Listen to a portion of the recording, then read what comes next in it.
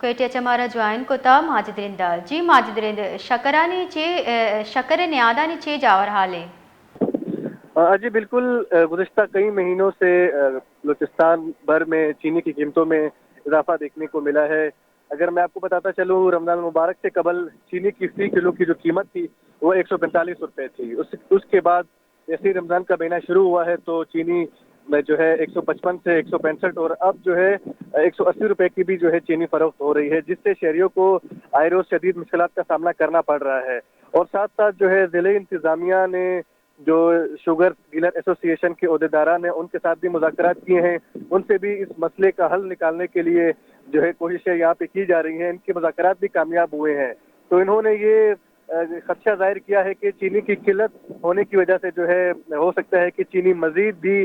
جو ہے مہنگی فروخت کی جا سکے۔ اور انہوں نے اس بات پر زور دیا جب ہم نے ہماری جو کمشنر کوئٹہ ہے ان سے ہمارا رابطہ ہوا تو انہوں نے کہا کہ ہم نے جو چینی کے اسمگلنگ کرنے والے لوگ ہیں، تاجر ہیں، ان کے خلاف بھی ہم نے کریک ڈاؤن شروع کیا ہے اور ان کے خلاف بھی ہم کارروائی کر رہے ہیں کہ جو ذخیرہ اندوز ہے جو چینی کو بلیک اس پہ فروخت کر رہے ہیں تو ان کے خلاف بھی کارروائیاں تیز کر دی گئی ہیں۔ اور ساتھ ساتھ یہاں پہ عوام کو بہت سے مشکلات کا سامنا ہے، کیونکہ اگر میں آپ کو بتاتا چلوں جو کوئٹہ کی عوام ہے یا ساتھ جو بلوچستان کی دیگر اضلاع ہے وہاں کے لوگ جو ہے اپنے پیاروں کے لیے عید کے موقع پر یہ رمضان کے اس مہینے میں وہ اپنے لیے مٹھائیاں یا اس طرح کی چیزیں جو ہے وہ لے جاتے ہیں۔ تو یہاں پہ جو ہم نے بیکری کے جو یہاں پہ تاجر حضرات ہیں ان سے بھی ہم نے اس بارے میں جانا تو انہوں نے بھی یہ بتایا کہ مجبوراً ہمیں بھی جو یہ تمام تر آئٹمز ہیں وہ جو ہے